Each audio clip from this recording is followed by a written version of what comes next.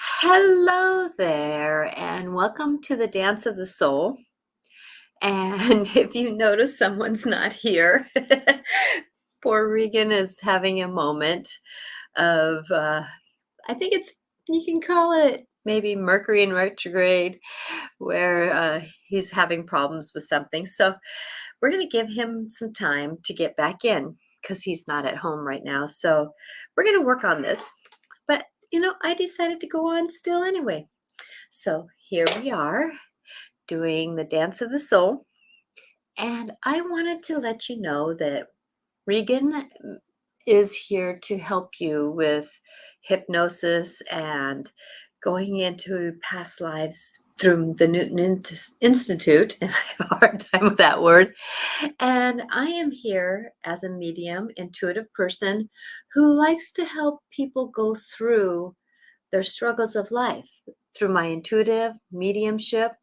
I do see into past lives, so does he. And, he doesn't do it necessarily the way I do it, but we both go through this process of seeing how life happens and why it happens. Well, this weekend I was doing a bunch of readings at a local fair that was it was a small one, so it was safe to be at. I didn't want to go into a big one just because of what we're dealing with. And, but there was a theme that was going on. And I love how themes happen when I'm doing fairs. And I don't do a bunch of fairs now, just because I know that, like I found this at the fair, that many people are going through a lot of struggles. And those struggles take longer than a 15-minute session. You can only tap into a lifelong struggle or a relationship struggle. It takes a little bit longer to do that. And that's where I like to have my sessions about an hour, just because you never know what's going to reach into this and reach into that. Now, there was a couple sessions that, 15 minutes was enough to get the tap of what we needed to work on. But yet at the same time, though, it wasn't really fair to say that, not process it. So I like to do sessions a little bit longer just because it's slower moving. You can get time to process, you can navigate it. But, it's all those things. And there's so many people, sadly, that I know of that their children, oh, this saddens me so much.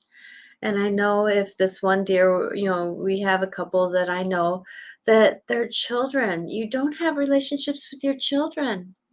And it's so sad that all of a sudden you get cut off by your kids or life cuts you off from your kids. And I know for me that even for me, how much my kids love me and I love my kids, that, I can go a month or two without really hearing from one, and then another one, it ends up being a month. And I know for me, my mother-in-law, because my parents are gone, you know, it's another month that I don't get in touch with her. And it's like, oh my gosh, now that I'm saying that, how can I get in touch with my people I love more dearly?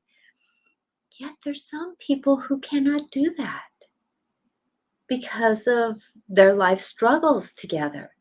And, this just saddened me. I've been, helping people through this.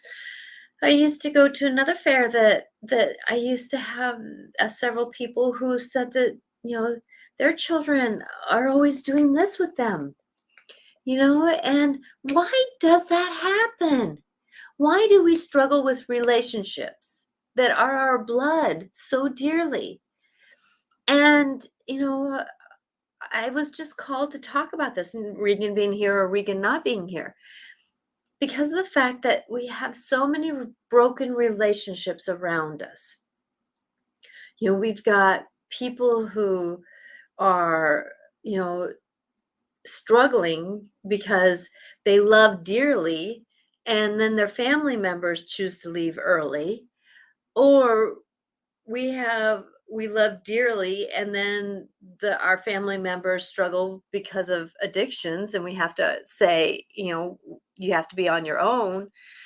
And or we struggle because of, let's say, a marriage breakup, and the family breaks apart, and, well, I can't be with you because I'm with them.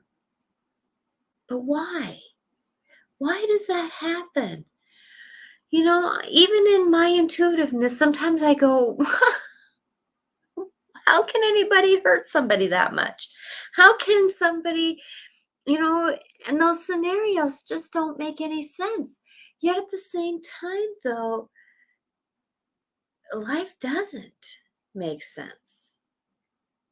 And, as we go through the stories of life and as we navigate through life, and please, please, if you have any comments you want to say, please do so, because of the fact that this is a conversation, and Regan being here or not being here, that, we love conversations. We love those inputs to come in so that we can help other people go through struggles.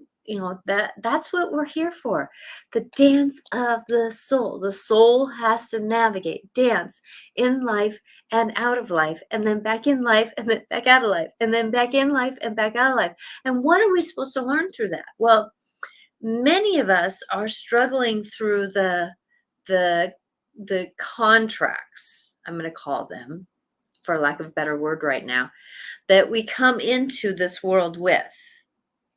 We come into this world with contracts.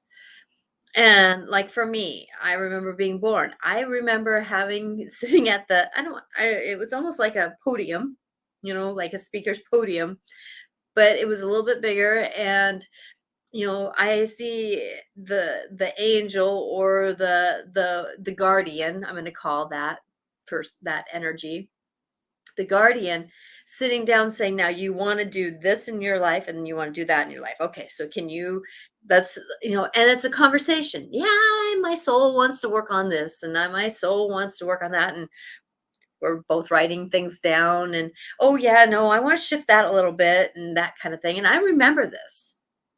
It's almost a day, like it would happen yesterday to me. And with that I know that each one of our souls goes to a form of that. Now, it may be looking different to someone who goes back into through meditation with Regan, or how it looks when I do my intuitive work with someone, how they come in. But that's my dance of my soul coming into this lifetime, this body, this physical, wonderful body that I thank every morning for. That when we're coming into this world, we have contracts. Well, I don't exactly remember everything that I wrote on that contract, but I know through my observation of my life in this one, that one of my contracts was with my husband. And one of my contracts was to either fix it, work on it, navigate it, or say I'm done with it and we're just gone, and then we'll have to work on it later. Well, we all have these stories and these conversations with, especially people who we're just like so interwoven with. Like I had someone this weekend that was very very interwoven with this one person, and they are having a struggle with finding separation. So that's where we did some contractual work. As we go through life and as we manage our lifetimes, we do contractual work. That work is not necessarily saying it has to be X, Y, Z, because when we come into this world, that there is something that we're working on. But then the not funny, or the funny thing is, because sometimes we get into families and it's like, this is not funny at all. Get into the alcoholic, abusive relationship families, it's like, why did I sign up for this? Well, some of us sign up for things to work on, and in the human form, or the human world, I'm going to call it plays out with that.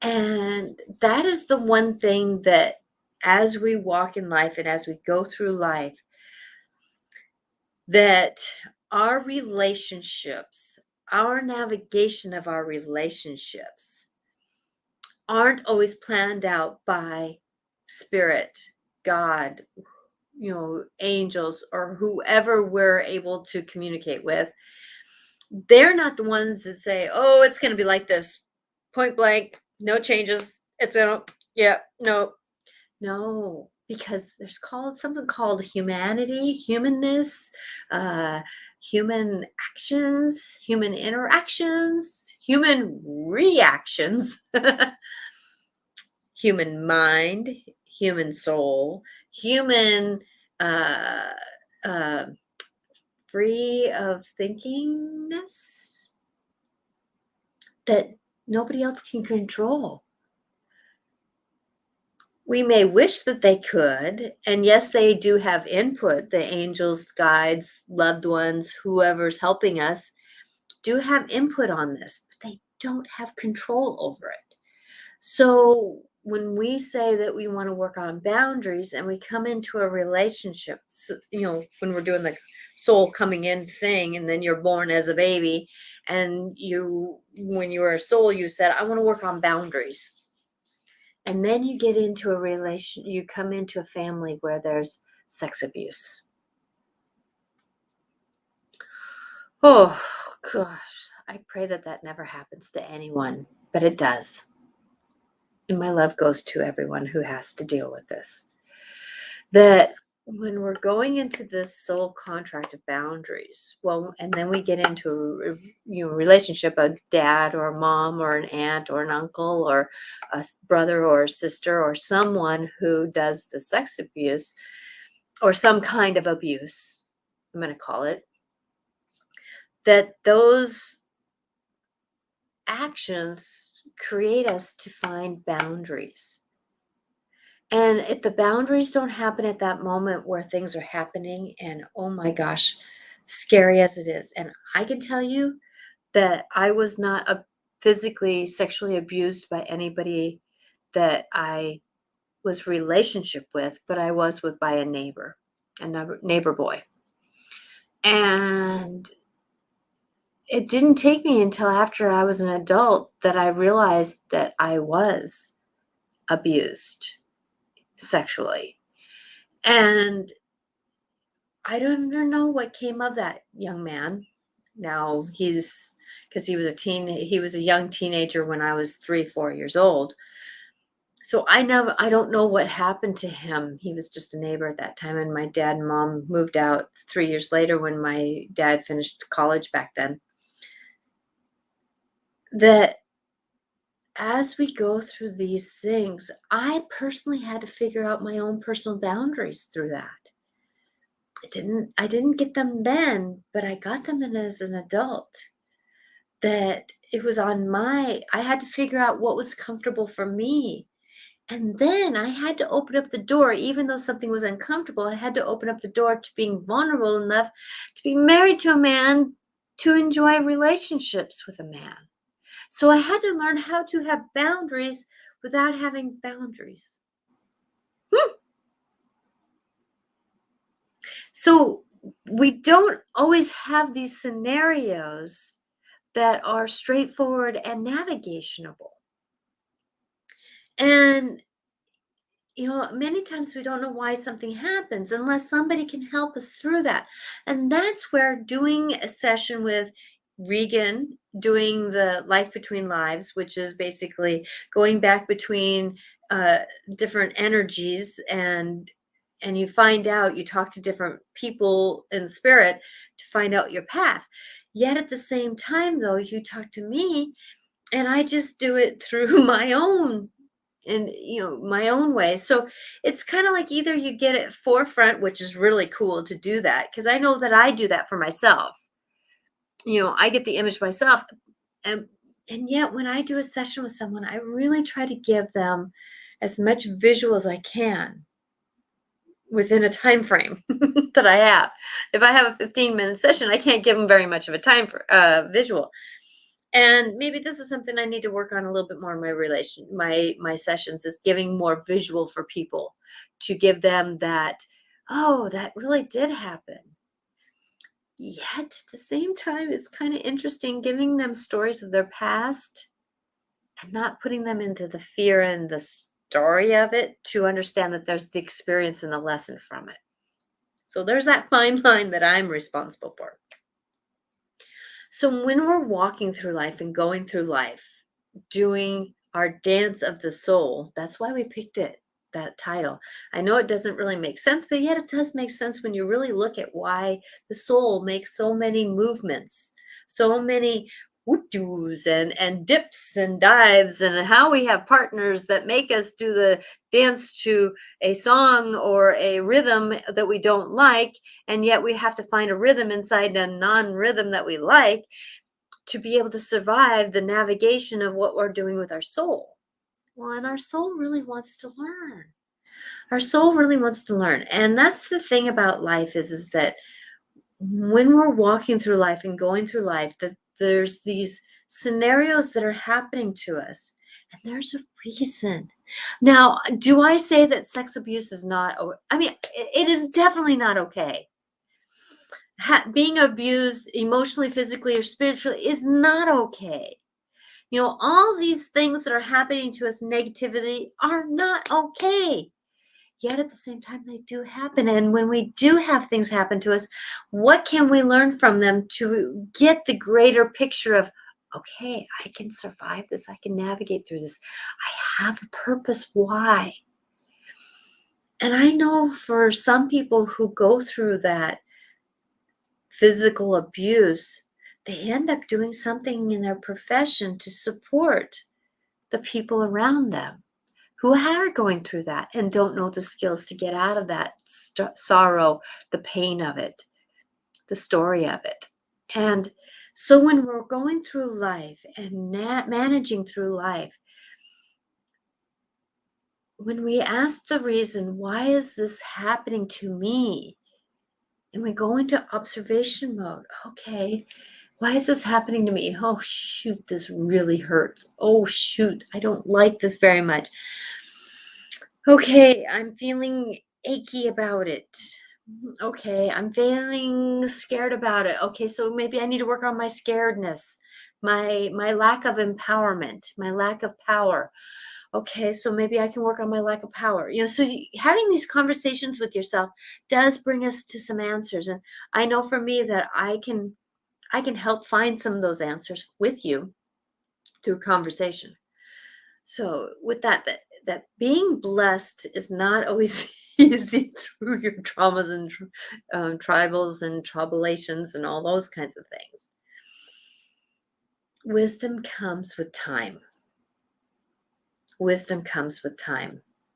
And as we go through that time, life doesn't always seem easy. And no matter where we're at and what we're doing, that when we go past this lifetime, many a times we do find the ahas. The ahas. Let me get a drink here for a second. And those ahas, when we get done with this life, it's like, oh, I wish I could go back and redo that a little bit. So that's where getting help halfway through life or through life some point in time is kind of your catch up, so that you can kind of say, okay, now I can work on this while I'm here so I don't have to work on it later.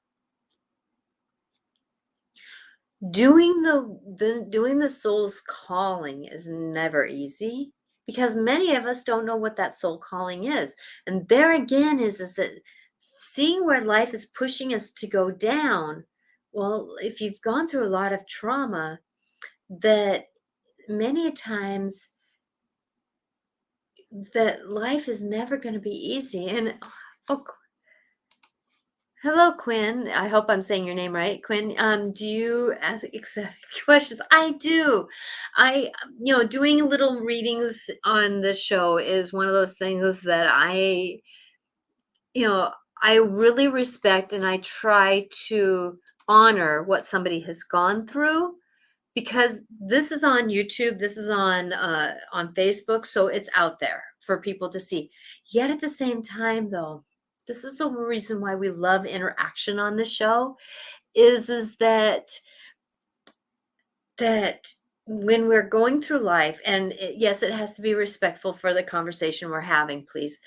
That because there's some people who come in and like to screw up the show, which is sad. They get enjoyment out of it. There again, working on boundaries. How can we work on boundaries? So with that when I do help someone here, it usually helps somebody else because that's what conversation's about. Conversation helps each other navigate to do a little bit better in life. And we never know what somebody has gone through until somebody opens up. And that's why I so am grateful when someone can be a little bit vulnerable.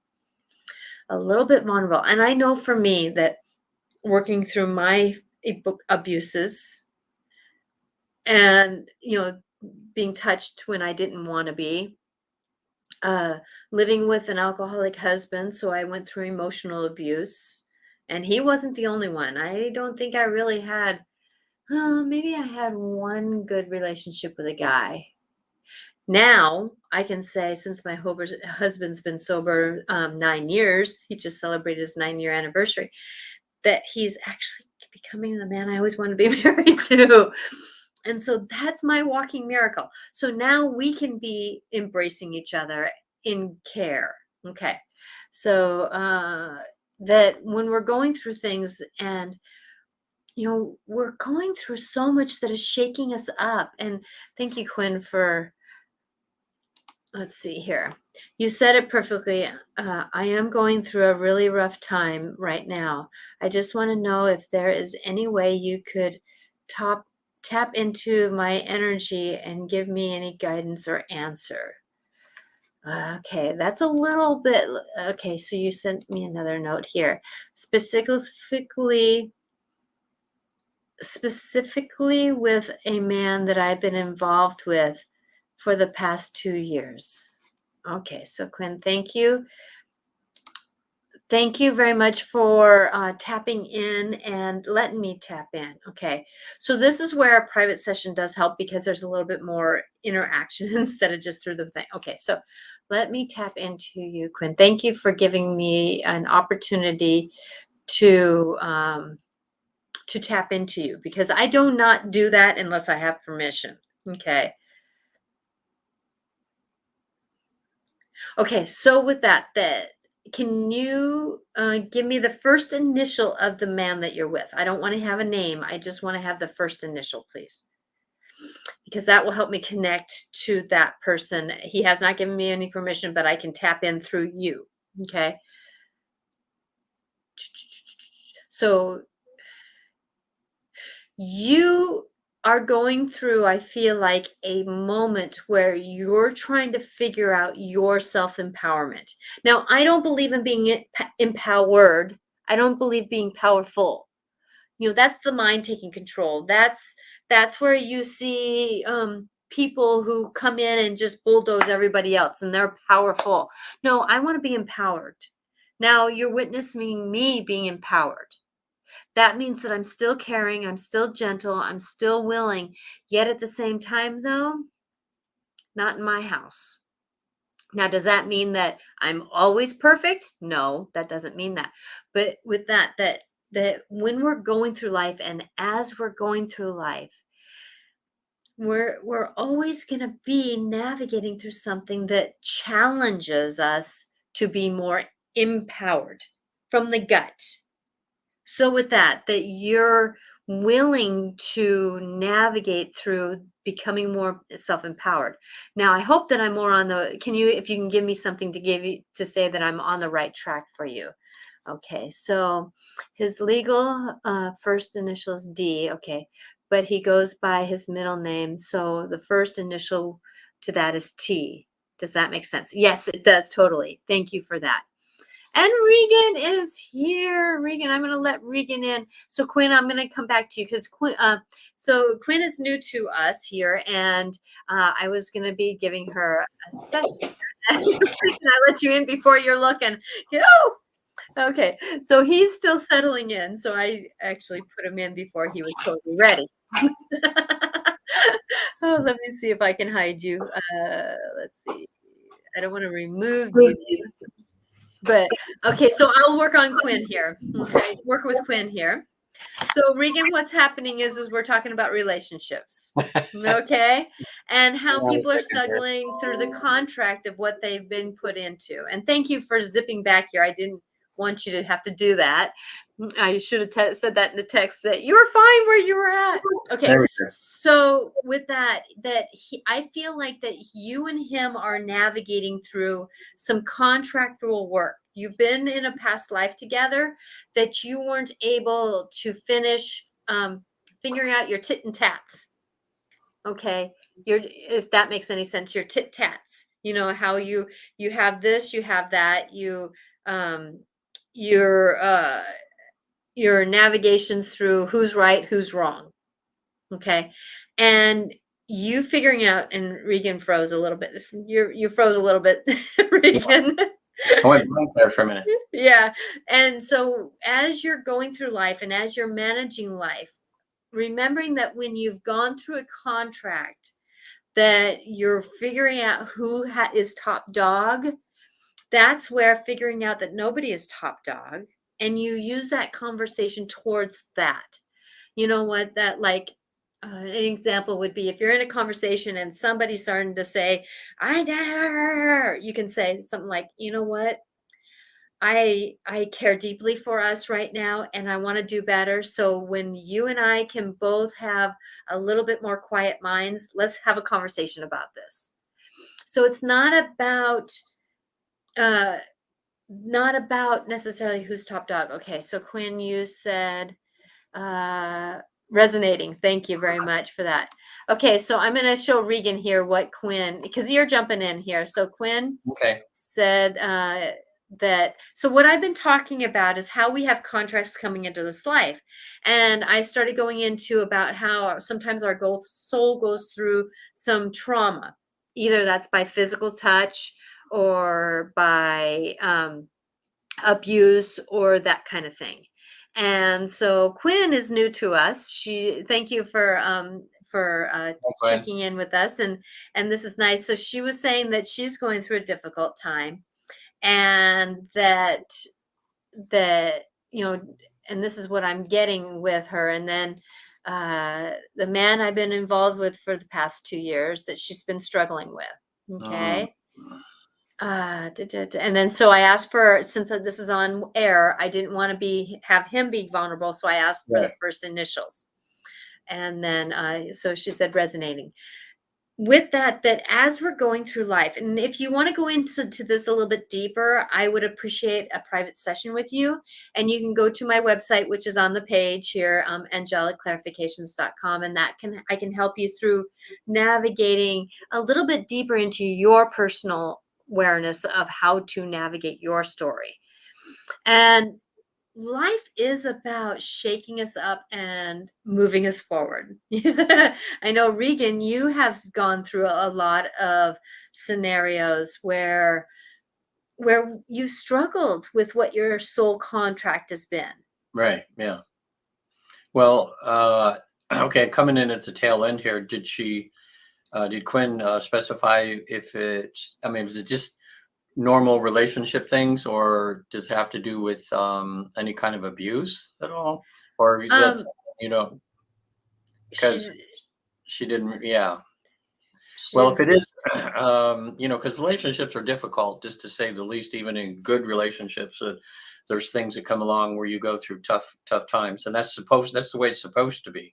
But it's if things get out of bounds, if you go out of boundaries when you're trying to fix these things, like there's any type of emotional, physical, mental abuse, then that puts it in a different category, and that's like a no-no. So if that's any part of the equation, then she needs to just maybe step aside and say, hey, look, unless you deal with these issues, we can't fix our relationship if it's anything to do with that, because that's against the boxing rules. In other words, there's rules in boxing where you can't hit below the belt. You could like two people fair fighting, and it has to be that way. but a lot of times young people, especially men, sometimes they have a lot of times trouble dealing with emotions, and it comes out sometimes as verbal, physical, or emotional abuse, and they have to learn to deal with that if they're going to have a good relationship. Now if it's just regular stuff she's going through where it's just tough, where they're having trouble seeing eye to eye, then having a session with you would be really good, because you can get right to the nitty gritty part of it and give her some really good. So she said emotional and mental. And I feel like I need to say something here. And it's not about you, Quinn. I just want to add this to the thought that many a times we're in a relationship and it's called mirroring. Like I can be going through something, or I don't want to look at something, and my partner is mirroring that experience so that I can emotionally, spiritually work on that experience. So I'm going to give an example. My husband, who was working on self-love, well, guess what I had to work on? Was some self-love at the same time. And so if check into, not to say, I'm not calling anybody, that, like in my relationship, when my husband was an alcoholic, I was passive aggressive. And even though I was spiritual doing the work, it still came out because I'm human. And so that's where sometimes I wasn't able to say something. So it would come out in a backwards anger, frustration. I didn't communicate well. I was short sometimes. I was very short. And sometimes well, why should I do that? I was very short in my language, which would trigger him in his thing. So that turned out be more emotional, mental abuse towards me because of my way that I said it. And it's not right or wrong. It's not. But when we're working on, like my husband getting sober, I had to work on me getting out of alcoholism, marriage, as much as he had to work out of getting out of his alcoholic mind. And so with that as one does the work, the other one has to do the work. If we want something to stop, we have to do it ourselves. And so it's one of those things. So Quinn, I'm hoping that I'm doing this with love and care with you, because not knowing more details, it's hard to really get into the weaving of it. There's she should watch it. Just came out and it was great. It was just a great series. I binge watched it over 2 days. It just came out on Amazon. It's the number 2 one watch there, and it's called Maid, MAID. And it's about this woman going through not physical abuse, but going through emotional abuse. And it's a very realistic way that they show that, in the fact that this is a man who's basically good, but he doesn't know how to deal with his emotions. So it comes out where he's very controlling and then emotional. And then it gets to where he doesn't hit her, but he smashes a wall right behind her. Or, that's an escalation, of things. And she had to decide, well, she had a little 3-year-old daughter, and, did she want to be around that? Because people don't realize that emotional abuse sometimes can turn into just as much of PTSD for women as physical abuse. Some of the women say, hey, I'd rather he just hit me and get it over with than to do this emotional abuse. So exactly. And there's I went through 3 years of anger management myself to this young lady here, because I used to have yelling and screaming and throwing things when I was in my 20s. And so when I finally went through it, I went, because I was a good man, but I behaved badly. And I had to go through 3 years of going to a class every Thursday night for 3 hours to switch myself around. But it was life-changing for me. So if he's young and he has these things, it's not going to get any better unless he does some work on himself. It'll just continue, and it usually escalates. It usually starts, because this is the way men are emotionally. When they feel like they're losing control at all, and they feel like they're not a man because they can't deal with things, then they'll start with emotional abuse.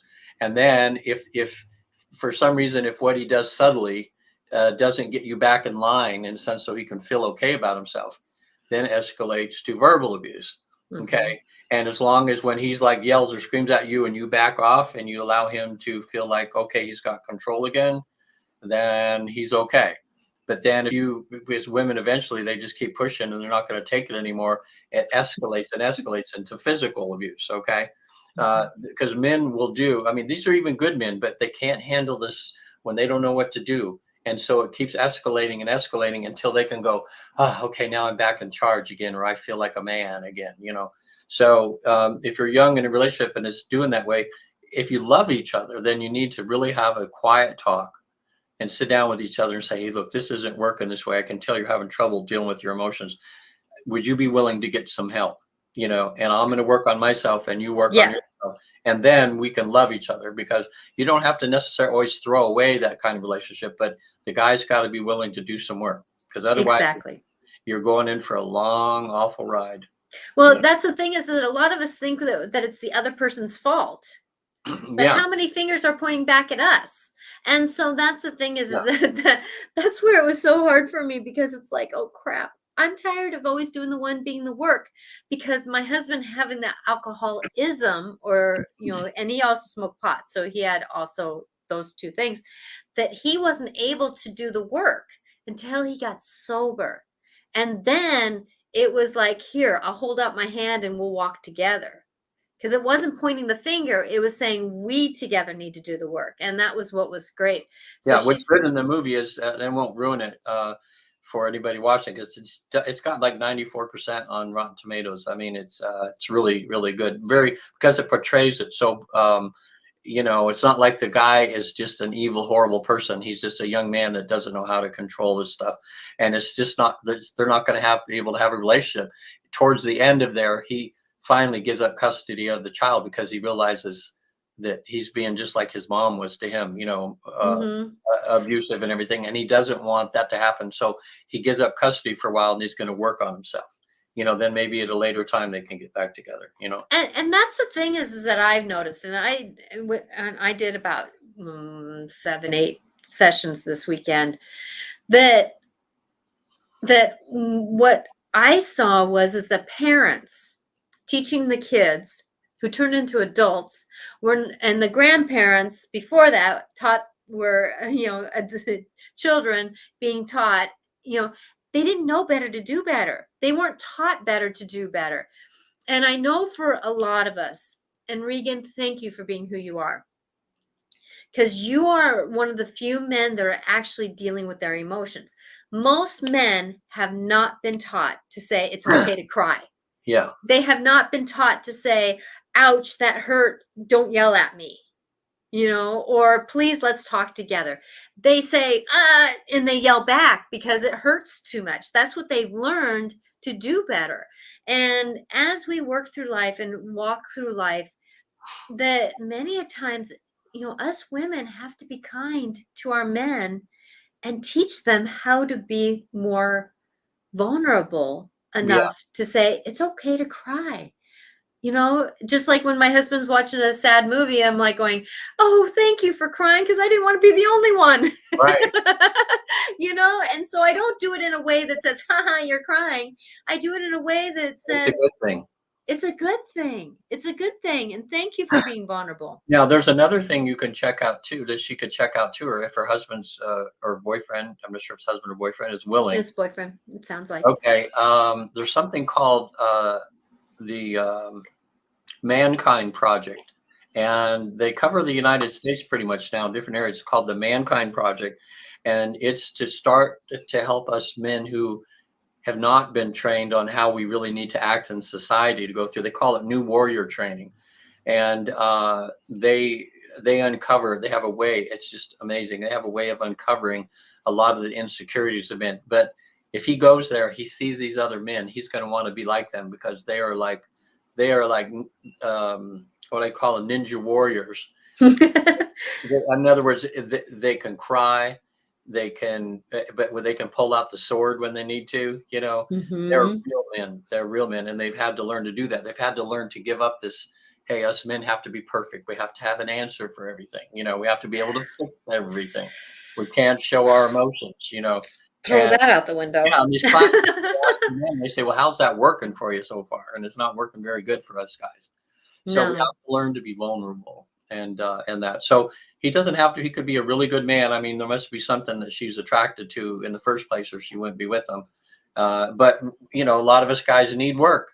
And, if A in a lot of us girls need work. right. So it's kind of a combination of checking in with yourself, because there could be some things that she's doing that where she needs to work on that's causing him angst anyway, but then he doesn't know how to handle that angst that he gets from her behavior. Hmm. So both you can only work on yourself. I know. And that the amazing thing is you can only Yeah, really truly fix yourself. And fixing doesn't mean that it's perfect. I always say practice to do better.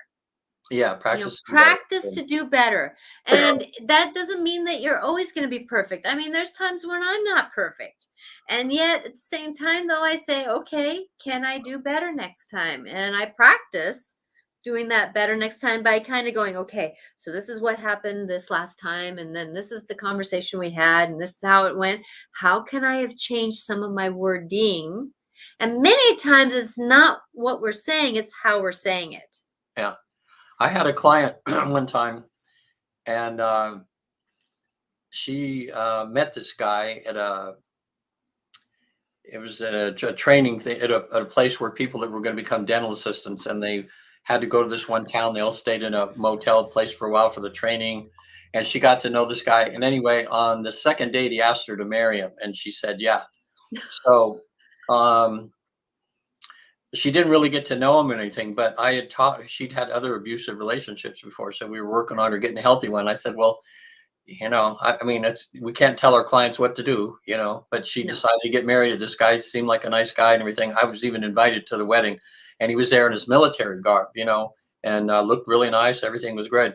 Well, the next session I had with her was like 2 weeks later, because on the honeymoon night, as they're making love for the first time, he looks over and sees her phone, and he goes over and looks at her phone. He goes, oh, there's who's this guy named so and so?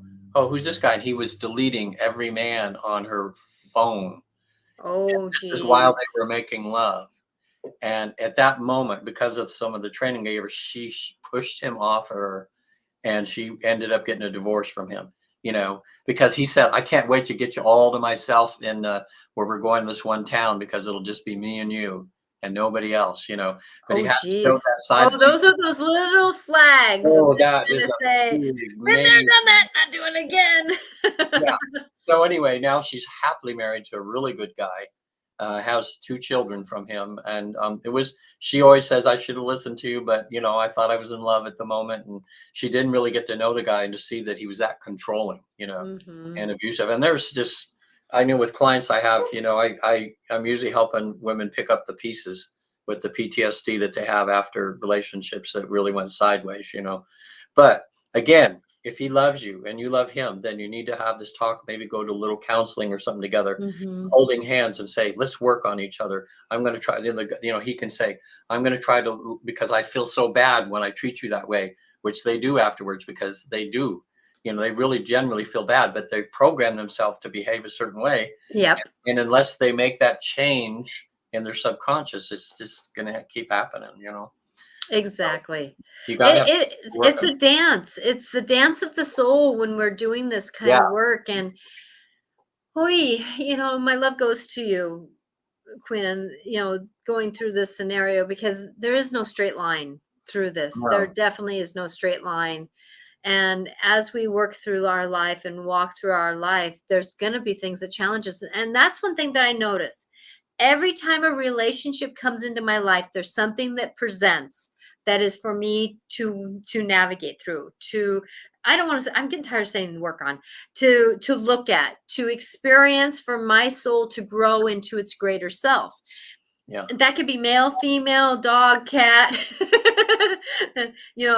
teachers or supervisors. That can be, mother-in-laws or almost mother-in-laws or father-in-law. There's something that a relationship comes into that helps me grow into my greater self. And if we look at that as a relationship process, that these people are in our lives to help us grow, help us Yeah. change. Because I know for me and Regan, even in our relationship, we haven't met yet physically. We've only done this for just over a year through Yeah. virtual. but yet I've learned so much from him, and he says that you've learned so much from me. Oh, yeah. But that's part of a relationship. Yeah. We're all here to help everybody else walk home again. So Quinn, that was her name, right? Yes. Yeah. I was going to say, I mean, her picture looked like she's like early 20s or something like that, or mid 20s. And that's the time when all of when you get in a relationship, that's when all of your imperfections are going to come forward and hit. Mm-hmm. So again, it has to get down to love, and you both have to, work on yourselves. Also, that Mankind Project has a thing for women too. It's called Women Within, and it's a separate thing that they have to help women deal with issues growing up. Usually it's from mom, mom issues or dad issues, things like that. Things that they bring into relationship that makes things difficult sometimes. So we all need to work on ourselves. But Natasha, I just get this feeling you would be perfect for helping her. Uh, Thank you. and Quinn, she's very reasonable. I tell you, and she just loves to help you. Me in my 70s here. I can't tell you how much Natasha's helped me just in this last year, and she just made a total believer in me. Well, thank you. You have this good insight, Natasha. It's just really, really good. Thank you. Thank you. Well, my intention is always to leave people better than I found them. Yeah, you do. And You really do. and I do that with love. So Yeah, and it's good that Quinn. A lot of young ladies like this, they're not smart enough to reach out for help until they're in their 30s, 40s. I would say more in their 40s, 50s, or 60s, when they've gone through, so much. But Quinn must have a little bit of an advance on some women that she's willing to reach out a little bit. And yeah, instead of just being by herself, because there is help out there. Good therapist would be good for her to go to too. Someone she could talk to and would help her. Because maybe, I mean, one thing that's happening right now that Quinn's starting to learn is about boundaries. In other words, if his behavior is bad, she has to learn to say, hey, enough is enough. You can't treat me this way. You can't talk to me this way. You can't behave this way around me, and that's so hard for young women sometimes because the guy tries to make it seem like it's all their fault all the time. And it's yes. a little bit of both, it's not like, relieving Quinn that maybe she has some issues too that provoke some of this stuff, but still there's no reason that you can't handle, no matter how serious your issues are with each other, to handle it in a loving way, not in an abusive way. Well, and to me, living with an alcohol. Now, I just celebrated my 30th year with my husband, and he's only been sober 9 years. Yeah. So with that I lived a lot of years, and I say to people, I really understand why some people, male, female, stay in relationships longer than they should. It just starts happening where you just start getting the erosion of, this doesn't feel right. That feeling just kind of goes, well, that wasn't as bad as last time. Or you make these other excuses of why things are happening, and until really you get your head above water, you don't really truly understand what's going on in some of these relationships. And that's where checking in and getting perspectives and navigating through life, that I know there's previous shows that you and I, Regan, have done, and then shows that I've done on Wednesday about being triggered and about how with self-love and many things like that help people come out, because I've lived it myself. How can we get out of what we thought was right? Kind of like when my husband blew over the legal limit, and all those years I thought he was just buzzed, Yeah. because it was so normal. Yeah. But I found out that he was truly flat out drunk.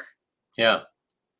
So in my perspective, I made it kind of doable, because I didn't want to, I was like, how can I leave? How can I leave my kids with a drunk on the weekends? Yeah. And so that's why I kind of stayed too, personally. But Well, it is hard. So many of my clients are women, like I say, in their 50s and 60s, and they're just now learning how to set the boundaries, and they feel so good when they're able to do that, when they're yes, able to not allow people to abuse them anymore, and the power that gives them. And we're in this new era right now of women taking their power back, that men have squashed down all these years. And she's in that young, would she be a millennial, like in her mid Yeah, 20s. I'm thinking, yeah.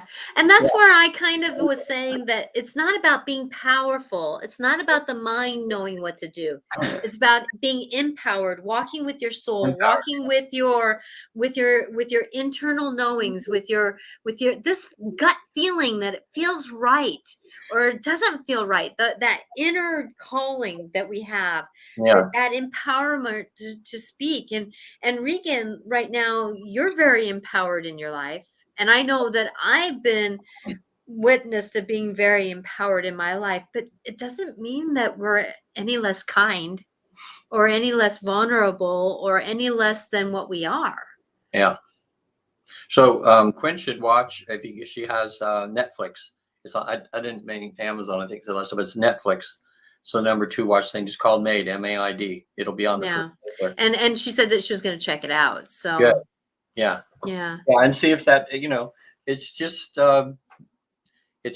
don't if you don't do something, things are just going to keep escalating and getting worse.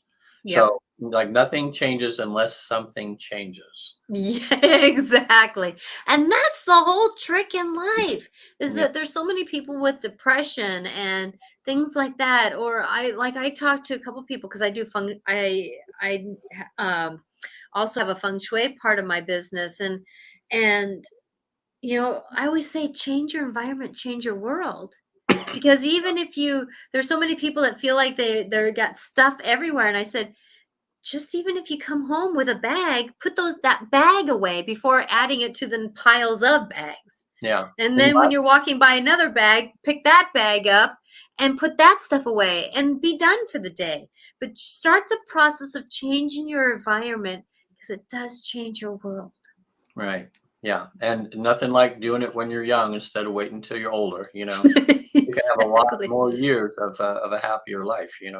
And I was I forget who I was.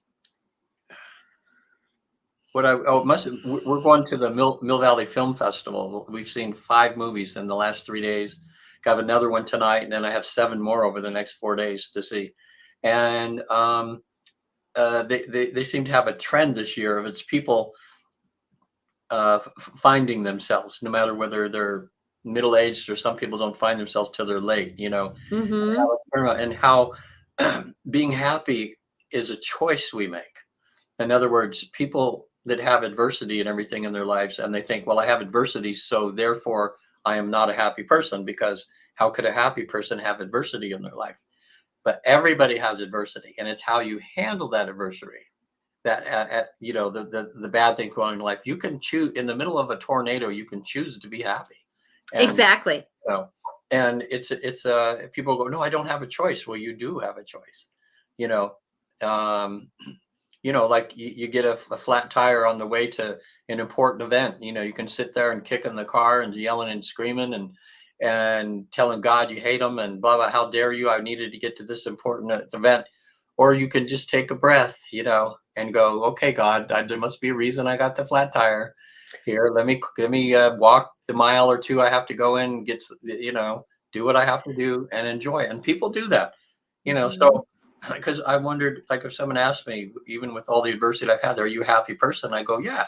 Yeah, I have trouble. Things happen all the time, but I'm still happy within that. Didn't used to be that way all the time, but now you just, and when you do that to your mind, you're all of a sudden your blood pressure goes down. Exactly. Exactly. Your body's healthier. Hmm. You just feel good, and even in the midst of things falling apart. Exactly. And if you're struggling with happiness, I know for me when things were pretty thick, my parents were passing and I had an alcoholic husband and it was struggling to be a mom, that I was going through a part where life was not making me happy, or could I be happy inside myself? So sometimes I would turn on music and just dance because that's my happy spot. Yeah. So I would do something that was a happy spot to create some kind of joyful feeling in me. And that helped me to find some happiness in other places in my life. Because once you start triggering that inner glow, it doesn't want to stop. And so it's just just get it triggered somehow to get it moving. Yeah. Life is serious if we make it serious. Yeah. You know, I love that story about how you got you were heading over the pass in the middle of the night and you got what was it, a flat tire? Or no, your radiator went out, I think it was. Something Well, like it depends on which time you mean. but Yeah.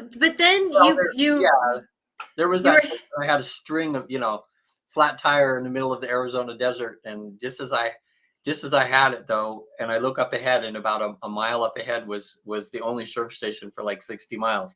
So I was able to limp it up to there. And then just as I did that, a tow truck saw that I had this problem because it was a big van I was driving, and I could have never changed the tire myself.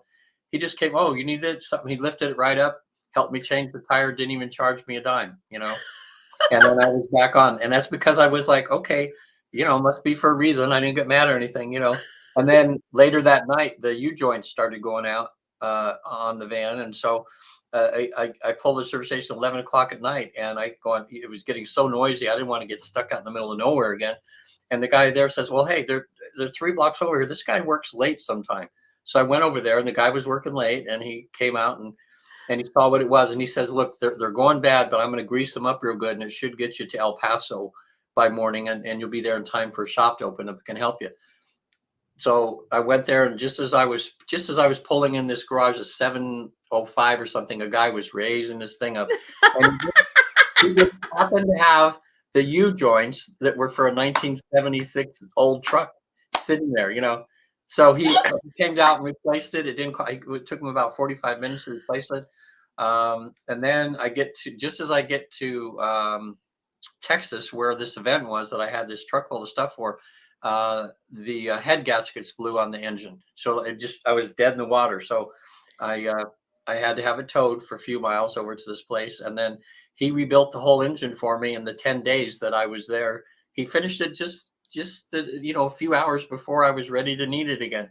So then I got that fixed. It was like $600, $700, something like that. And then just as I get back to Phoenix, my carburetor blew, and my father-in-law happened to live there. My ex-father-in-law happened to live there, so I called him. He says, "Well, come over, have dinner for us. I got a friend of mine. He'll fix it for you." So anyway, a friend of his fixed my carburetor, put on a new one for me on Sunday afternoon. As I had dinner, was on my way, and each one of these times when this happens, I'm thanking the universe. I say, well, my gosh, this thing is happening to me, which is considered to be a bad thing in my life. But because I'm so in tune, I know with my higher self, with this other, it was making the problem less painful because there was always someone there to help me. mm-hmm. Yeah. And then that wasn't, and then I'm almost back to Sacramento, and the whole engine blew, and the pistons went right out the bottom of the motor, right on the freeway, and all the oil went out. And it was like a dead horse. I mean, Oh jeez. Yeah. Yeah, when the rods go, you're cooked. Yeah. And then I looked directly to my left, and up there was a bunch of vans just like mine, the only place probably within 600 miles. And that guy there came over and towed me over there, and he was able to put a new engine in for me. So, what could have been horrible, where we could be stuck for hours or days out in the middle of nowhere, it all kind of worked out. So it's that really taught me then about how my attitude about things makes a difficult. Oh, it makes a huge difference. Yeah. I always say, what magic can happen now? What magic can happen now? Yeah. Kind of like when we were Christmas Eve down at the airport in Florida. I had was there 8 of us with our whole family there. And the car that I rented 2 months before, there was no cars left. And I said, okay, what can we do now? What can we do now? Please, I called to anybody who can help. Please bring us to this point where we can do. What's the next magic that can happen? What can happen next? And I just kind of scanned the front. We went back to the airport and we scanned all the car places. And this one gentleman, it was almost like a golden light came around him, but not quite. But he just kind of stood up. I said to my husband, go over there, check him out. I'll stay in this line, but you go check him out. he ended up having the vehicle that we needed. He gave us a cheaper price and we were on our way. And it sat all of us, I mean, it was hard to do all the luggage that we had, Yeah. but yet we were all willing to navigate it. And it was just, that's the thing, is what magic can happen in my life next. Yeah. And when we do that, perspective changes a lot. And it's amazing how it allows synchronicity to come in. And Yeah. even though bad things happen, that's called life. But really, are they that bad? And I'm grateful you had the money to manage all this, but it's kind of like you get a bunch of money and then the radiator or the hot water tank goes, but yet at least you had that money to help out with that. Yeah. Type of thing. So I'm thinking with Quinn, it's something's happening in your life now, and the angels or whatever around her are saying it's time for you to look at things and a little differently. some sort of change here. Mm-hmm. So, and you want to do it in a positive, loving way. And I think her having a session with you would do wonders for her. And then Quinn, if you're still watching now, dog ear or go to visit the afterlife and then save it as on your computer, something for the future. And because Natasha can introduce you to your guide and who's watching or something. And then later on, I can help you actually see your guide face to face. And you can ask a bunch of questions about your life on the other side. So between the two of us, we could help you as you progress and as you get a bit older and start working on things. But bless you for reaching out for help. Oh, yes, my love. That's what. May the love of the universe touch your relationship and you, so that you can see the bigger picture of what is this waking up in you to find a balance, more of a greater balance for you at the age that you're at, in the moment that you're in. And I'm going to say that to anybody that's watching later or now, that as we go through life and manage our life, that things are happening for us. This COVID thing, it's about waking up. It's about waking up. And sometimes we want to stick with the truths that we had before, the truths of our parents, the truths of reality, the truths of the reality's changing. So what can we add to our truths? It's kind of like updating. Now I turned on my computer and now we have Windows 11. Well, do I want to have Windows 11, or do I just opt up for just updating the little updates? Right now, technology-wise, I think I want to stick with the number 10 because I'm still able to manage that with my the way that my brain works. Number 10 does me well. I don't know how much changes there are, how much better it's supposed to be. So I got to figure that out too. Exactly. But there again is checking in with the truths of what this new update wants to do for us. And we can take a little bit and we can take a little bit. And then we kind of say, yeah, that doesn't work for me at this time. Yeah. And, I might say next week 11 would work out great for me, but it's still not. Yeah, I got to figure that out too. Yeah, but that's called the reality of life. That's why I tell people when I'm in session with them, it's like, okay, if a new truth comes along, put it in your back pocket, carry it around for a little while to see if it works out better for you. So it's one of those things. Well, thank you, Quinn, and anybody who comments. This has been a blessing. And I know, Regan, you came in on a whirlwind, trying to get one thing done and another. And I so appreciate you honoring this time for us. I'm sorry it didn't work out the way you wanted it to, but it worked out perfectly. More money. I just have to bite the bullet. He was supposed to be a half an hour little fix. He found something that was obviously a little bit wrong, but when we paired that, it didn't fix what the problem was to begin with. So that's $180 just for that. And then now I found out some other things, another $200-300 I'm going to have to spend. So, but it's got to be done. Yeah. Mercury in retrograde is not a good time to get your car work done. No. But when you have to, you have to. So, well, yeah, Regan and you and I can talk about that a little bit after this. So we're at our 5 o'clock, sadly, and I'm so grateful that we have the interaction to help people. And thank you, Regan, for being here with me. Oh, you're welcome. This is a gift that I know I'm learning on the selfish side, but I'm hoping that others can be helped in this scenario of I who we know. are. I know, and I don't think it was an accident that Quinn somehow found us today, you know? Hmm. I just feel she's got really good, she's got a real sweet energy there. She Yeah. does.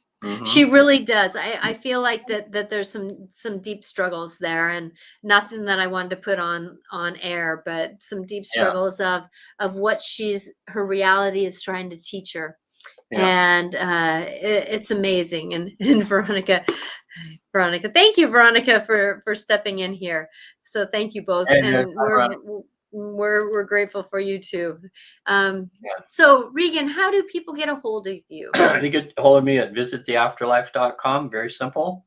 A lot of nice videos on there. You can actually see a young lady going through a life between life session. What we do at the Newton Institute, just to give you the short of it, is we have a process we've discovered that allows anybody to visit the place we all go in between lives. You get to experience a past life, and then you turn around, there's a guide or an angel there. We start communicating with them, and you get to have like a 2 hour tour, hour and a half, 2 hour tour of the other side. And there's just all kinds of fun stuff, excuse me, that you could do on the other side. We've done it with about 65,000 people now, so we pretty much got it down, have it down as far as the routine, and it's about 90% successful with anybody that wants to visit the other side. And what about you, Natasha? Well, they can reach me at angeliclarifications.com. I am here to really help someone go through their life struggles, grief, shame, traumas, whatever it is. I also, on my website, have a feng shui page, which is about changing your environment to change your world.